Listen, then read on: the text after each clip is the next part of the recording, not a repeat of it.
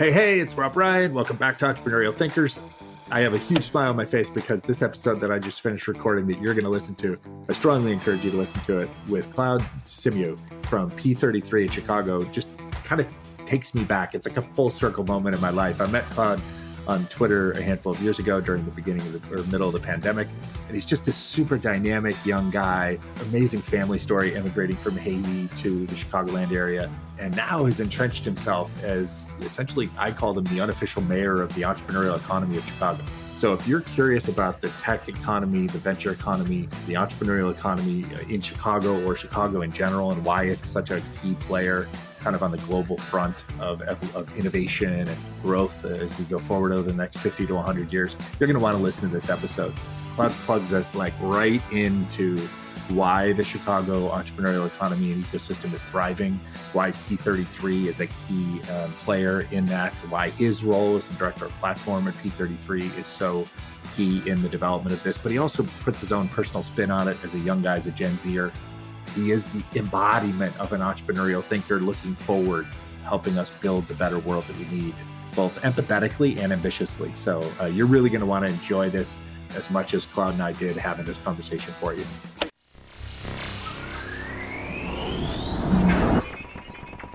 Hola, hello, hi, bienvenido, and welcome back, or maybe I should say bienvenue in this episode. Welcome back or welcome to Entrepreneurial Thinkers. Today, I'm really grateful to be joined by Claude Cimeus to talk about all things Chicago entrepreneurial economy. Claude's a dynamic young force in Chicago's startup scene. As a Gen Z leader, he epitomizes the next generation of entrepreneurial thinkers that I talk about here so often.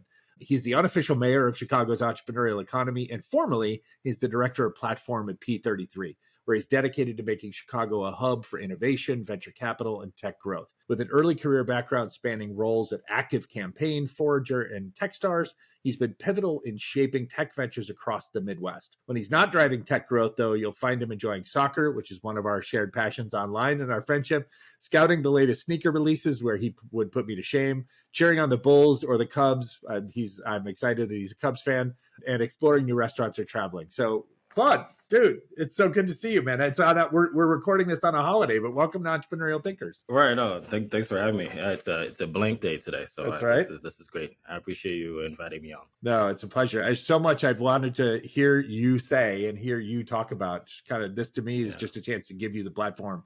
You know, the whole purpose of the show is that I have restated this year that I truly do believe that we need more entrepreneurial thinkers in the world, not necessarily just entrepreneurs or just investors, right? We need people who approach all the big opportunities and challenges that face us, all the big problems that we face, both in business, economically, as well as in our broader societies, to think more entrepreneurially, right? And so to me, you're one of those types of people, right? Like you have an entrepreneurial spirit. You have been on the side of the table of the entrepreneur, but you are literally in the business of helping entrepreneurs. So it's awesome to have you here to have this discussion today. Of course, good to be here. First question, buddy. It's the big one, right? You as I said, you're the unofficial mayor of Chicago. So I don't know if I want that job. I know, right? I was going to say that's a pretty tough job for even the unofficial version, right? Let alone be the official one. All right, so let's dive right into Chicago's entrepreneurial economy. Yep. Tell me about why do you love it so much? I mean, I live here, right? So I'm from Haiti originally, and I've been here since 2011. So I was moved to the Chicagoland area, which is, we'd like to say not the proper city. Initially, it was the suburbs. It was Deerfield, and the North Shore area. So that I've been there since I was there since 7th grade. So, and I'm 26 years old now. So I've been on land here for 13, 14 years. But I live in a city now. I live in Fulton Market. So I do a lot here. But I think one reason is because I live here. This is where the first place that I've lived in the United States. And I think Chicago, with all its power as a city and all the great things that it's known for, is still a very underrated city. And there's so much happens here that we just don't know, right? Like, but the third largest city in the United States, the third largest economy in the United States, top 10 city GDPs in the world. I think we surpassed Paris recently. Yeah. Our Loop area, which is our financial district, is the second largest in the United States after, Manhattan. And, and I think when it comes to the weather. You can't help the weather, unfortunately, but Weather is what? Hey, weather is New York weather. has weather too. Yeah, right. That is true. But Yeah. even then, like our winters are becoming, unfortunately, due to climate change, is becoming a lot Right. milder. Right. Yeah. The downside It is does. Yeah. I used to, you'll laugh at this. I think I said this to you when we first met, right? We used to have a joke when I was moving out of Chicago when I was younger. And we said that if Chicago had Los Angeles's weather, there'd be 300 million people living in Chicago. Right. No, totally. Yeah. And I never envisioned when I used to say that at like 20, 25 years old, I never envisioned that there might come a day in the collapsing climate that we live in that Chicago would have LA's weather, but we might be heading that direction over the next 100 years, right? Definitely head in that direction. Downside is the world is on fire. The upside is Chicago is getting a lot warmer. Right, exactly. You list a bunch of things, right? I mean, Yeah. obviously, first things first, it's the city you live in. Of course, but there are a lot of people that live in the city that aren't as passionately Sure. advocates of its potential. And as you got going there, you start dropping but we're this, we have Yeah. this strength, we have this strength. So there is quite a bit for you to not just be proud of, but for you to specifically advocate. Like there's a ton of opportunity there. Yeah, there is. And look, I mean, there's more. I mean, we're talking about tech. So, P33, or an org that was started by a roster of elite business women and men here in Chicago, initially co-founded by Penny Pritzker. And our goal is, how do we turn Chicago into a tier 1 city? And so that's what I, wake up in. So it's also my job, right? So that's what I wake up in every day and think about is around, but, so I think, even more stuff like U of I being a top 5 engineering school in the country, and other great engineering schools that are near us, like Northwestern to UIC, Wisconsin-Madison, Michigan State. So, and a lot of these students, they tend to go to the coast, but most of them want to stay in the Midwest, and Chicago Sure. is a destination in the Midwest for them. So, but we need to do a better job at, I think one area we're lacking in Chicago, of a few areas, we need better PR for the city. Yeah. We need to tell those stories of, kind of talk about the same things that, because like if we let the media to dictate the narrative about the city, drama sells, negativity sells, Yep. unfortunately. Right. Engagement. Right, exactly. So engagement baiting is very real. So when you look up Chicago, the top things you'll see are, crimes and taxes and weather. And look, we do have progress we need to make on crime, but we are making progress on crime. Yeah. We do have, progress we need to make on, public policies, and we are making great progress. I mean, I think Yep. Governor Pritzker has been a phenomenal governor for us. He's been a phenomenal leader to have in Springfield, and is someone that I admire, not only as a someone that I'm close to, but also someone that is has done a lot for the tech ecosystem here, even before he was governor. So we have a lot to celebrate. We need to do a better job at telling the story. And I think lastly, also, like, to go off of that, founders here tend to be a bit more humble, a bit more heads down, building their companies quietly. Whereas I think the coasts are a bit more braggy and a bit more loud. Yeah. There is a middle ground in it. I think we need to do a better job at telling the stories and bragging a little bit about all the great things here. There's a certain middle ground between where we are and the extremes of like Miami. Yeah. So we kind of have that to be like is in the definitely middle. an extreme. Yeah. That is definitely an extreme example of touting your own horn, right? Right. And maybe sometimes you're not more horns to tout. Don't need to quite go that far. Yeah. But I think there's a middle ground there, and we need to do a better job at that as well. Yeah. No, it's fascinating. I would not necessarily have guessed that as part of the answer, but it's something I say here in Los Angeles as well, right? Which is ironic. Some people think because, right, storytelling capital of the world, and Yep. da da da da. And yes, the media has like kind of versions of the stories that it'll tell for you. But I often say here in our own entrepreneurial economy, like we don't do enough to tell our own story, right? Yeah. I mean, you have some niche organizations that are great at telling their story, Sure. right? Or the story of, say, their portfolio, and that's better than not. But like the job of kind of telling the unifying story of the area and its potential, yeah, it just doesn't seem, New York seems to do a great job at that historically, not just like recently, but just, over the last 100 years. And yeah, it's funny. But the redeeming thing in your commentary there is, right, that fundamentally I'm a born and bred Chicagoan, although I haven't lived there for now most of my life, is that we are, like you say, we're good salt of the earth, as they used to say, kind of Midwestern people, right? And that's a virtue to sell to the world, is that you could come and be a part of a community surrounded by other good people, right? Yeah, no, And again, 100%. weather is what hell, everybody out here who lives here in Southern California Yeah. complains when it gets below 60 degrees, right? It's like, so everybody hates the weather where they live. So, hey, all right, in that, thank you for that Of course. context. So you mentioned a couple of things. You mentioned P33 and kind of its origin, and we're going to talk a little bit more about P33 as an organization a little bit later. Yeah. But first, how did you? We got some of your story in the bio and your own kind of opening there. You're from Haiti. You found your way to the family found its way to the Chicago area when you were a kid. Let's skip ahead a couple of years, right? And like, how did you find your way into this job as the director of platform at P33? Yeah, it's a very random story. I was at Active Campaign. I was leading mobile app products there. And Active Campaign is for those who don't know, it's a Chicago company, unicorn, I think valued $3.5 billion, over 1,000 employees. And it's been one of those companies, again, that's been building and for a while, barely raised venture capital in the beginning until like more recently. So they're absolutely crushing it. Working there, doing product. I've always been in product throughout my whole career. So I'm building software products. And I think for me, before that, for fun, I used to like get people together around like the tech community. Okay. Because so me and my friend Eric Dubois, who's now a partner at Chicago Ventures, and Benaya, she's a VC at M25, and my other friend Tony was like a vice president at CBRE. COVID, we started getting people together for fun, like through like happy hours, just literally socially. Yeah, like, socially, hey. But also we wanted to build like we called it Shy Tech IRL. We wanted to build like networking events that don't feel like networking events, because like networking events, for the most part, whenever people do it, they usually suck. Yeah, no, networking sucks. Like we want to do networking events that doesn't suck, where it doesn't feel like work, where it should feel like a place of rest. You get to talk to people and learn from people outside of work, like no work. And so we usually like get great DJs. And so the first one, it was 12 people. It was like a 12 people happy hour. That was the first one. The very last one that we did had more than 400 people on the wait list. So you became a really good party planner, essentially.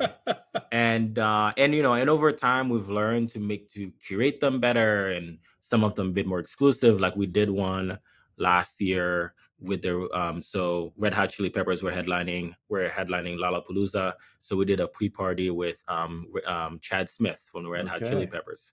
And so we had a private rooftop, invited him. We did a fireside chat with him. Wow. And he did a drum solo, invited some great founders and investors. So I think like went from like 12 people happy hour to the Red Hot Chili Peppers.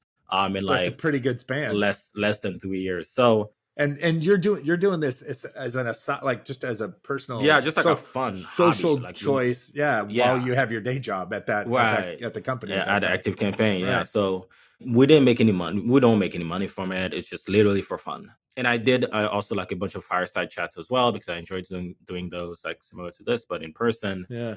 Where I've had a roster of great people on there, like a lot of tech CEOs. I've had Tom Ricketts, the owner of the Cubs. Recently had Danny Wirtz, owner of the Blackhawks. And so you didn't have some big grand scheme. You weren't like positioning yourself to run for mayor. Like you were literally just like, I'm just having fun, and and gathering people that you like.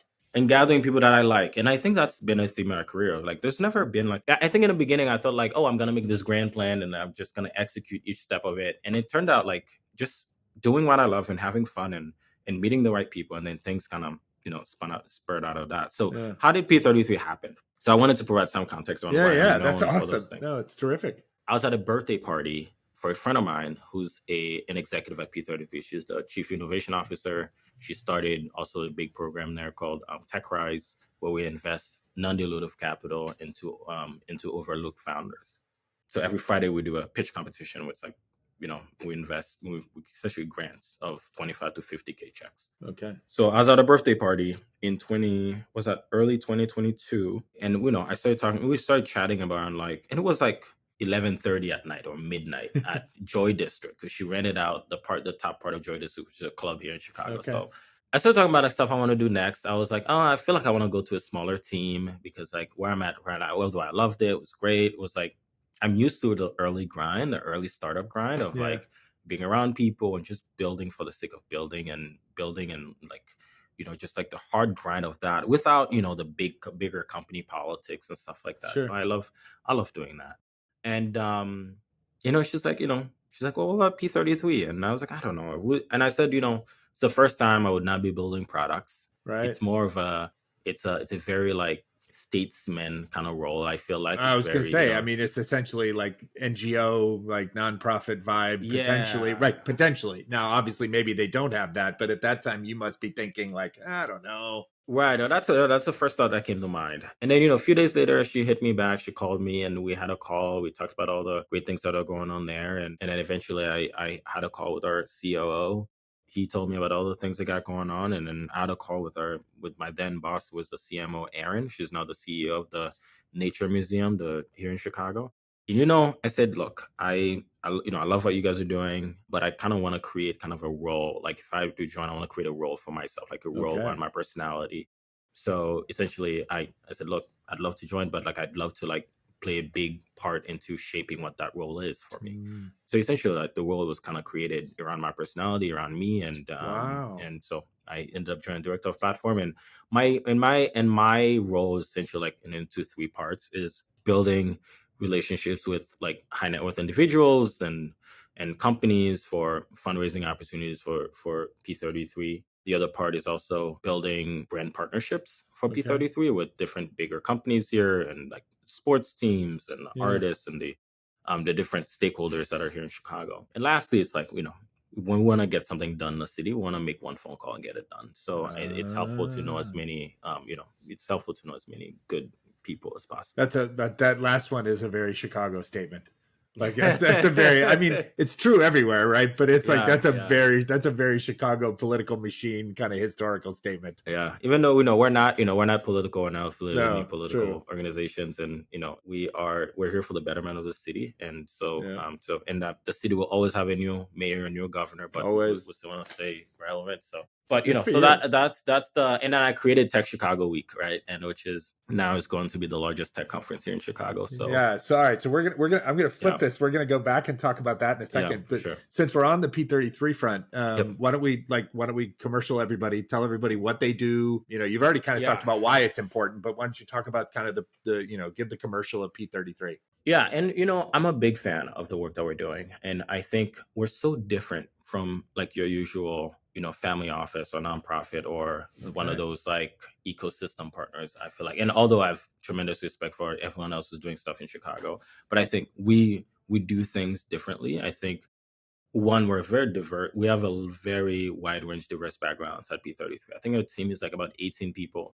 You have someone like me who's like used to do product, did not even go to college, to someone like Desiree, who started a couple companies in the past and now leading our Tech Rise initiative and our founders work, to Brad, our CEO, who spent 20 years at BCG, Mm. Rhodes Scholar, used to play professional basketball in Europe, to Mira, who leads our deep tech initiatives and quantum initiatives, one of the smartest people I'll probably ever meet in my life.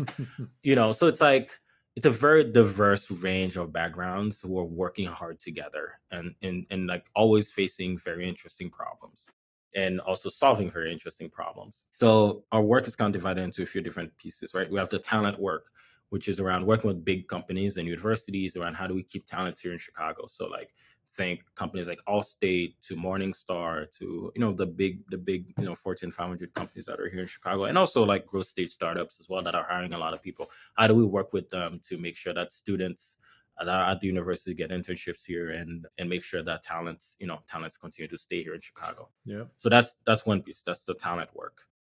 We have deep tech, which is what Mira is leading around quantum. We want Chicago to be the capital of quantum computing in its future. Okay. So she does a lot of work on that, and also life sciences to biotech and all the great work that she's doing.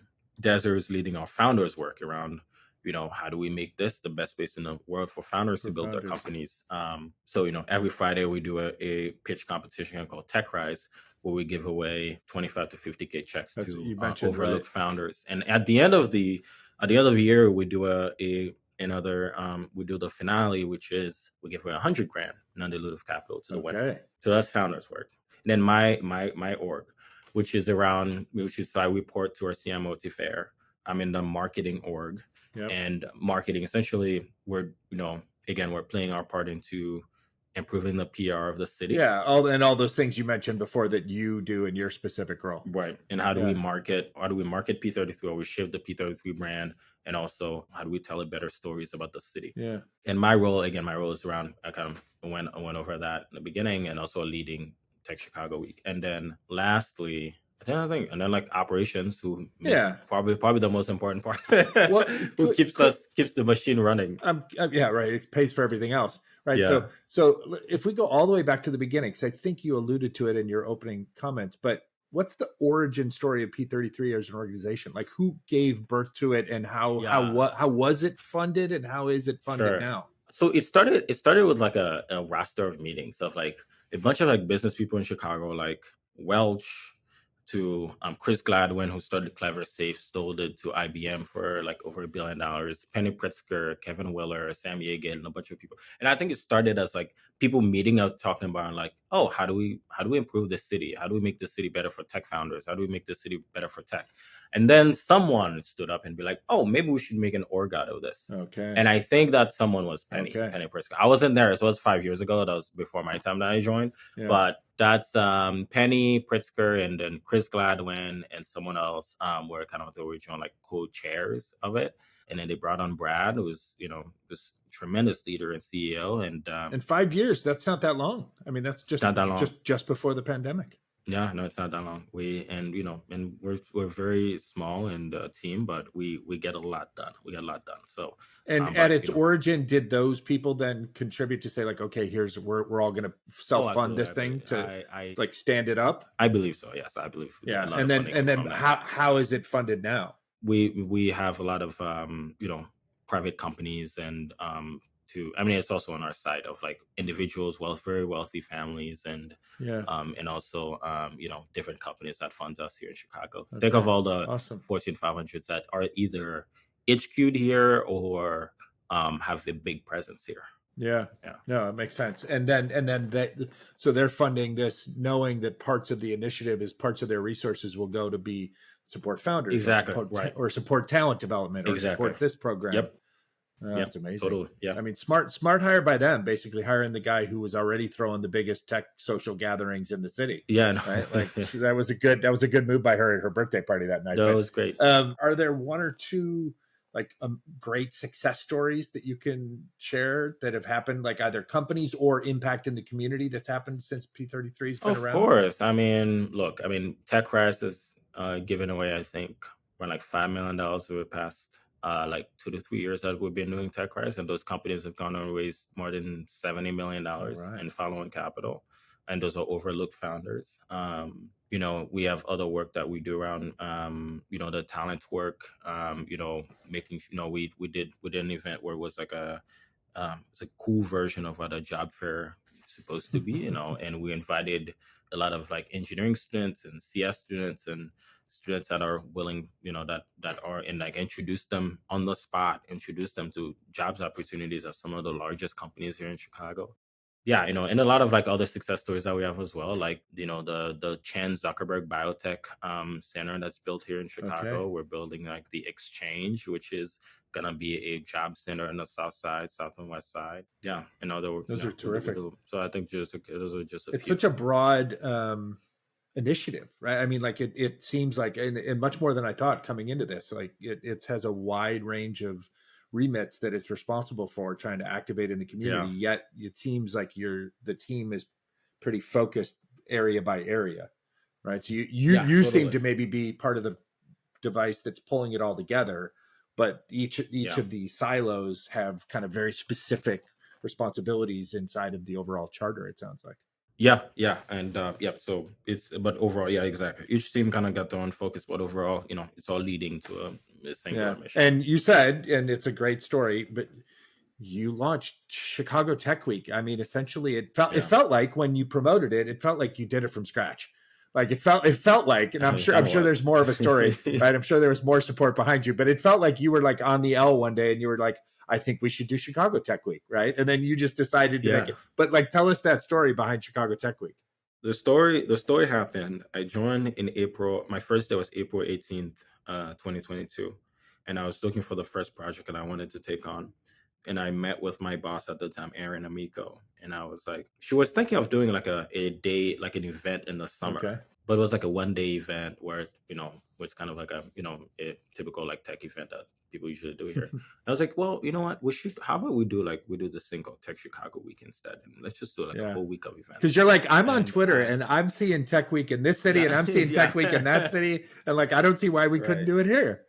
Right. I think the original inspiration kind of came from like, I remember when NBA All-Star Weekend was here in 2020. That was like right before COVID. Okay. And I remembered how the city came alive, so many different events going on. And at the time, I'm still mad that like at the time I was not as well connected as I am now. So I missed out on a few like fun parties. But I remember it was the city came alive. It was amazing. So many things going on. I was like, we should have this thing here every year. So Tech Chicago Week, the original idea for me was kind of like, how do we bring together, and like kind of Chicago's version of South by Southwest, this intersection of tech, business, culture, entertainment, sports. And I laid out the vision, and she's like, oh, well, that sounds interesting. Why don't you go for it? So so I think the whole thing took like 6 weeks to plan. Where I went out and raised money from sponsors and got the speakers so I had the CEO of the Obama Foundation at the time, David Cimeus, come speak. I had the governor come speak as well, and some tech CEOs. And throughout the week, the first year was maybe 1,200 people, and I had Pusha T performing at the after party. And there was a moment where like there's an article that came out about it, and it said JB Pritzker, Pusha T headlines your conference in Chicago. And I was like, you know what, this is the first time and also probably the last time these two names will ever be next to each other on anything. So that was a great success. And then did it again the following year, over 6,000 people. Last year I had Scottie Pippen, Ida Sunmo, Tom Ricketts, the governor came back, Pete Buttigieg, Penny spoke, Vic Mensa, the mayor. That's amazing. It was Nadia Rollinson, the owner of our WNBA team here in Chicago. Of the Sky. So no, it was a great time, and we're doing it again this summer. So I was just gonna say, so now it's just part of the annual calendar, right? Yeah, it's part of the annual calendar. Yeah. You took a seed of an idea, and it has become one of the anchors of what you guys do. No, it's been fun. I know every year it gets bigger and higher expectations, and but yeah, it's been good to good for you. All right, so I this is personal, but also clearly related to kind of entrepreneurial economy building. Yeah. So, right, having grown up in Chicago, you understand that Chicago is a neighborhood city, right? It is, It's actually one of the things I talk about here in Los Angeles. I say when people come out here, they always like when they visit, they try and you haven't visited yet, but when they visit, they try and kind of consume the entire region like in 3 days, right? And then when they're done, they complain about the fact that they sat in traffic all the time that they were here. I'm like, yeah, because you tried to go like 100 miles between meals, or like you tried to go from this event to that event to that part.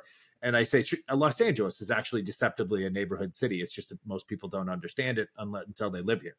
So I'm really curious, kind of the nexus of having grown up in Chicago and understanding that it's a neighborhood town and therefore community, long before we ever called it community, right, is central to kind of the identification of Chicagoans.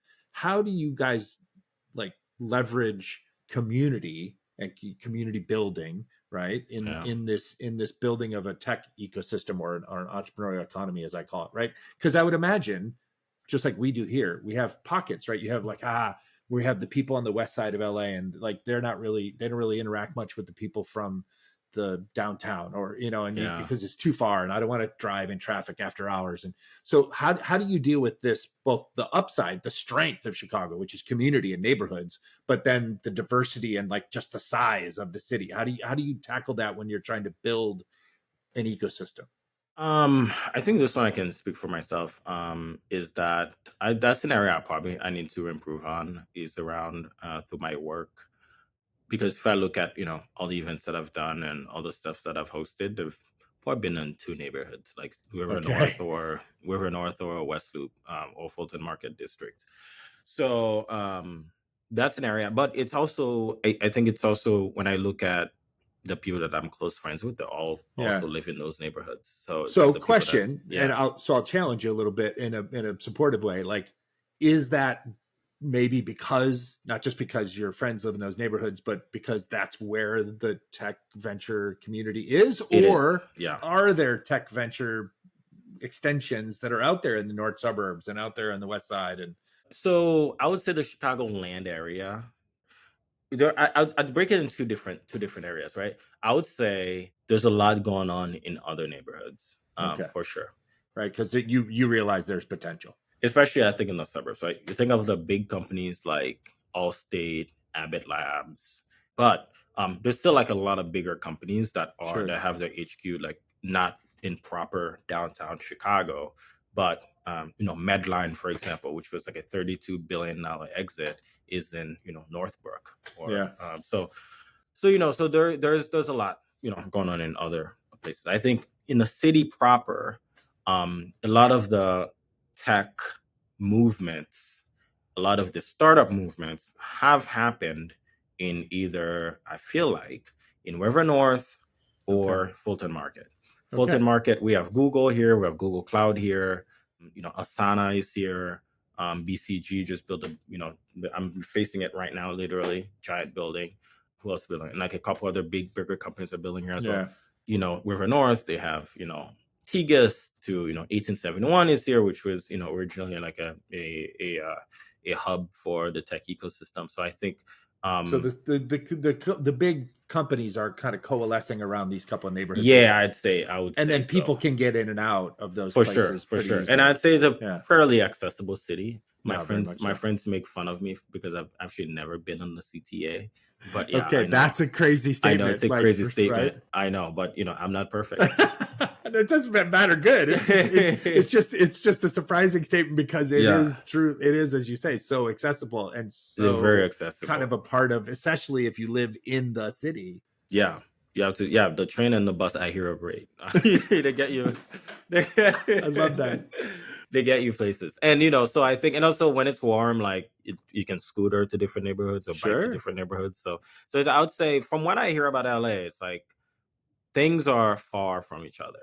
Yeah, I mean, we're the largest geographic square mileage county / city in the country, right? So it's 587 square miles is like it's a lot. I read somewhere the other day where the city of Los Angeles is half the size of the UK, not half the size of London, but half the size of the UK. Yeah, that's crazy.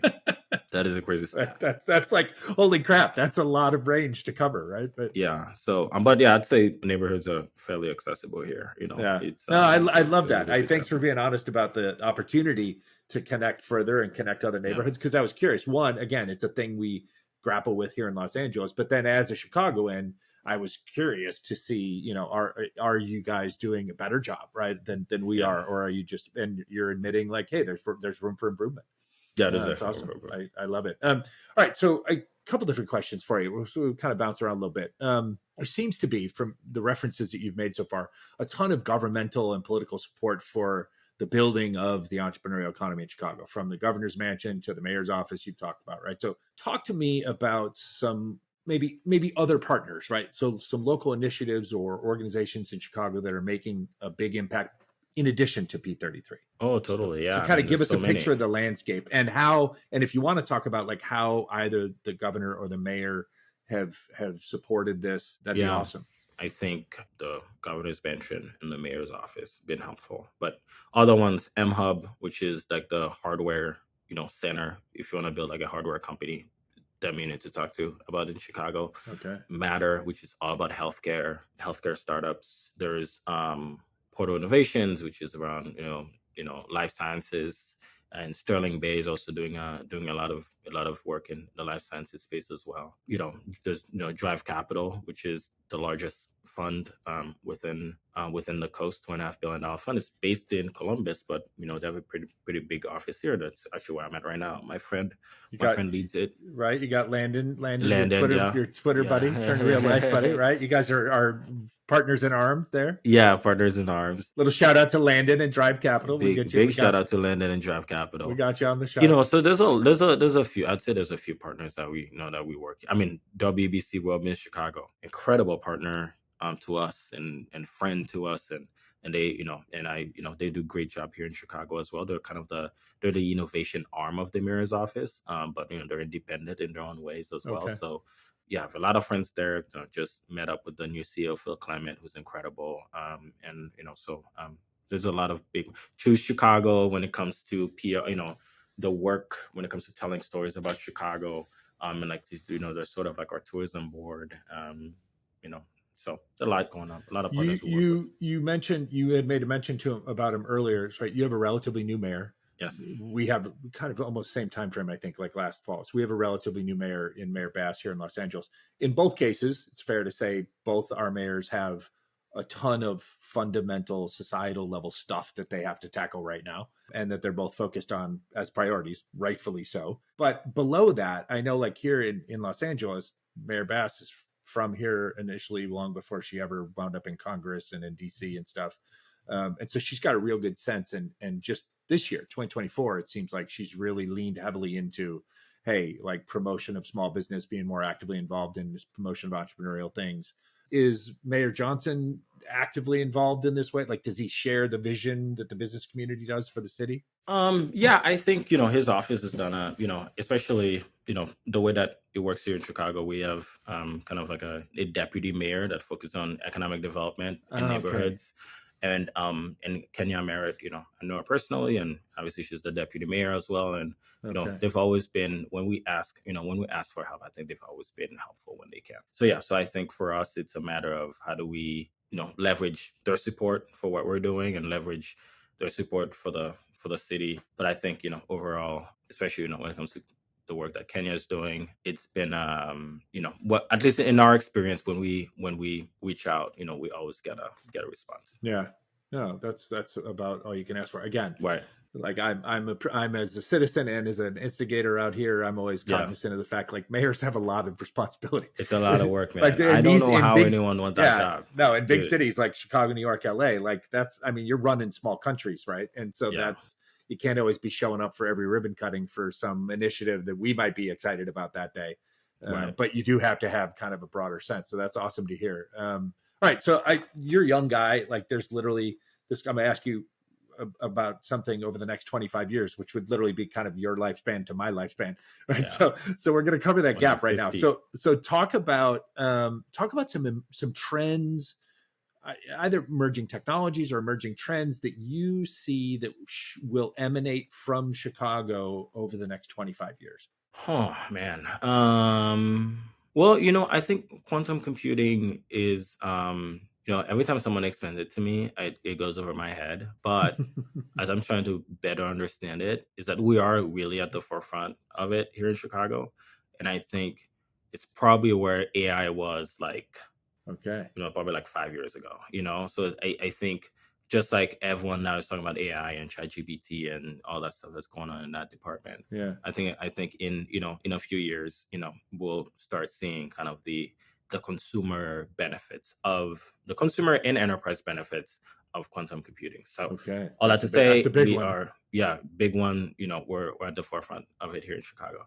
I think also like life sciences and biotech. A lot of the research that we're going on here is that, look, we have some of the greatest research universities in the world in Northwestern and Chicago and U of I here in Illinois. So that will also be, that will also help us, I think, put us on the map as well. And so I think, those are the two ones I think are pretty big ones. pretty big ones that will impact the future of humanity. Like you say, yeah, if quantum computing comes out to be anything, a fraction of the value, and I think maybe even winds up being more, right, powerful than as a useful tool than AI in some sense.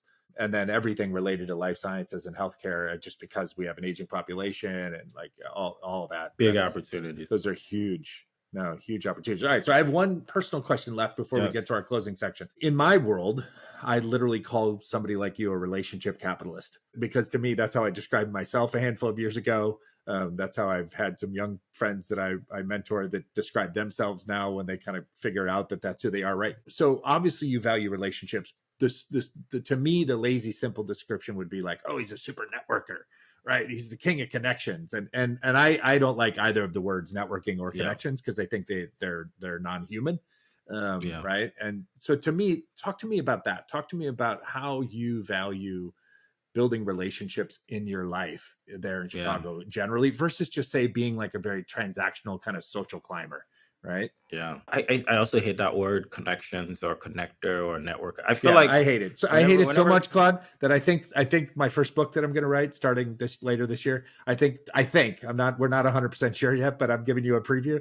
And anybody who's listening, I think the title might wind up being like "Stop Networking, Start Building Relationships," right, exactly. That'd be because perfect. I hate it. Like I hate it. And I cringe every time at a party someone is introducing me to someone. They're like, "Oh, can you meet Claude? Is like super Super well networker, connected. right? Like Yeah, super like I hate it so much." And I probably need to start telling people that whenever they're introducing me yeah. that way. You have an immense capital base of relationships, and you Yeah. obviously have had this since you were a kid. Like you've been cognizant of this, and so I want you to talk a little bit about that.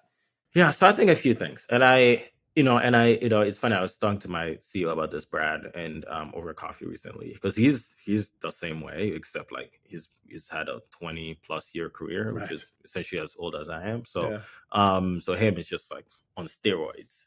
But fundamentally, there's a lot of similarities that are still true. I think for me, it's always about the human and the person, and I think oftentimes when we're in school, we're in middle school or in high school, and I'm thinking of like my best friend who Andre, we've been friends since like the third grade in Haiti, but now he lives in Tampa and is an engineer at CityMech, I think. Like the things that made us friends is because we had similar things in common and we hung out, we enjoyed each other's company, and we became friends through that and like laughed about really dumb things and talk about really serious stuff, and there was no agenda to the friendship. We're friends for the sake of being friends. And I think that is the thought process, I think, usually in that we had in school. But something happens when people leave school and then like hop into the professional world, that now they're starting to think about friendships as like this agenda based initiative. Right. It's a um transaction, right? it's a transaction, like how can I get to this person so I can get this, and then I can, like, I don't think about any of that stuff.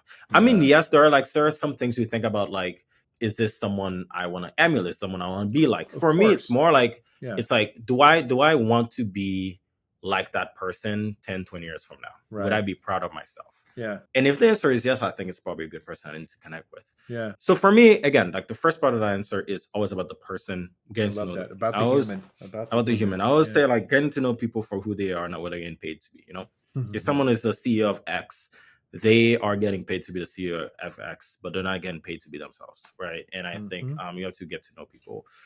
I think second, there is something to be said about the ability to read the room and the ability to read people, and knowing what to ask, when to ask it, knowing someone's personality, knowing what makes them happy, what makes them sad, what makes them mad, and I think figuring that out, I think a question I always ask people sometimes, so what breaks your heart? And and you get to That's a really good one. understand, like what are the things in the world that bother these people, and what are their motivations, what are the problems like they want to Wow. solve, and things like that. So, and it takes time, right? Like it's not like something that happens overnight, but I think for me it's always about, so like being able to read the room. Like an example is like, so I know if you like, I think I've met all the sports owners in Chicago except one, except like the Bears owners. So I do have friendships with the few of the owners here in Chicago. Yeah. Like sometimes friends hit me up like, "Oh, are you going to this game?" Like, "Oh, you go to these games? Like, do you Right. do you ask for the tickets and stuff?" I'm like, "No, like I'm not gonna ask for tickets every time Right. I want to go to a game. Like, there's a friendship beyond just like them being the owner of the Right. team or something like that." So I think, and you have to understand that. And the other part I think people don't get is you have to give more than you take. You have to There it give, is. There take, it is. give, take. And Yeah. a lot of people want to take, and never give, and or rarely give.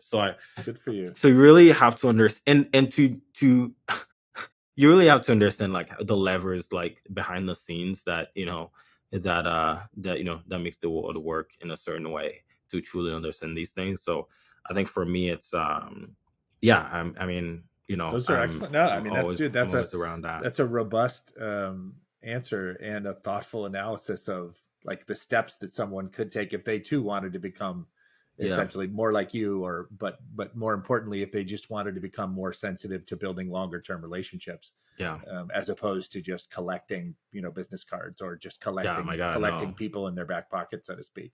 And it's also it's okay maybe to ask like a couple of questions about work, but when you meet someone, maybe like one or two questions about work. The rest, none work related. Like, get to know the person. Like where they grew up, where they grew up, where do they like to go on vacation? Like, do they have kids? What activities do they like? Like, people love to talk about them. Are they a Cubs fan or a Sox fan? We're a Cubs fan or a Sox fan. that starts to tell you a lot about the person. A lot about them. So I think knowing the right questions to ask so stop networking. Terrific.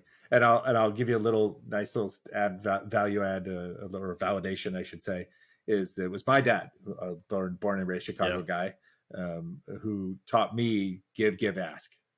Right. Yes. So that was I was 19 going to work for him while I was still in school. And he was like, this is one of the fundamental principles you have to learn in life and in business, right? Is this give, ask.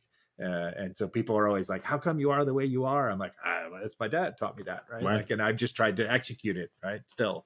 You help as many people as possible because it's, you help because it's good to help, but you also help because, like, at some point they may help you back with something potentially. It's the circle of life, right? It's the circle of life. So I think, but lately I've been focusing a lot on helping people who are already helping themselves, and that I think is a very key differentiation.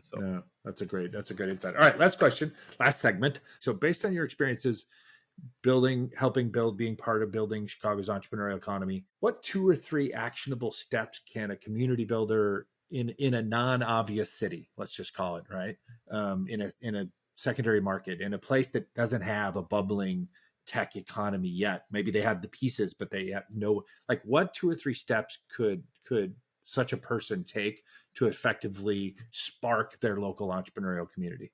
Yeah, I mean, I can only speak from my experience. I'd say definitely get to know the backers and the founders, and also the lead operators.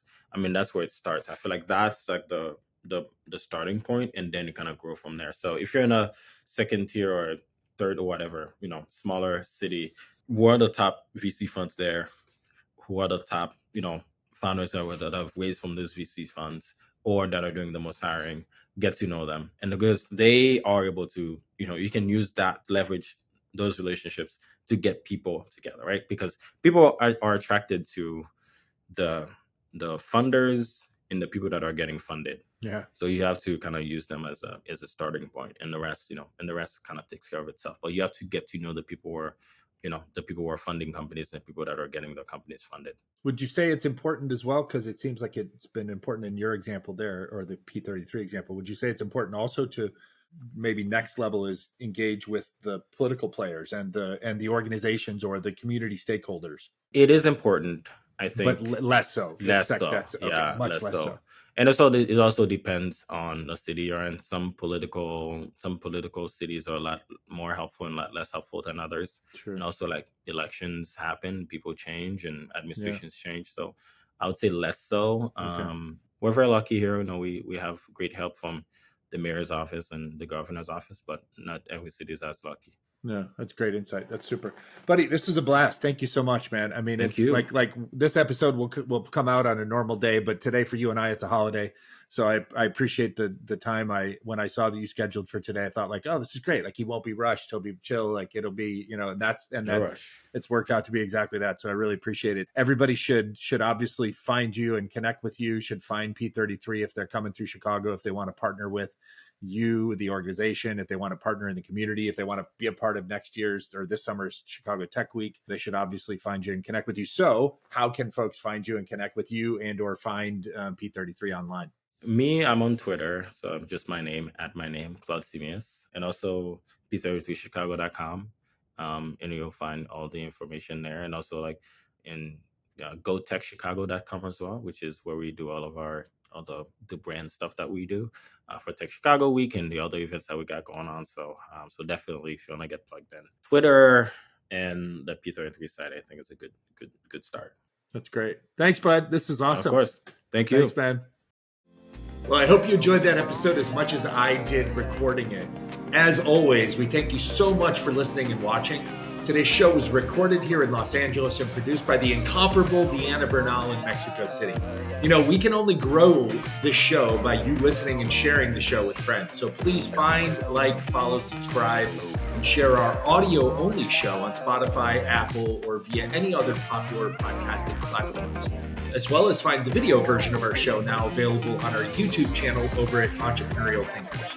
And of course, you can follow along on our various social media platforms for fun and informative clips and content at Entrepreneurial Thinkers, wherever you can find us. And if you'd like to connect with me, you can find me at I Am Rob Ryan on just about any social media platform.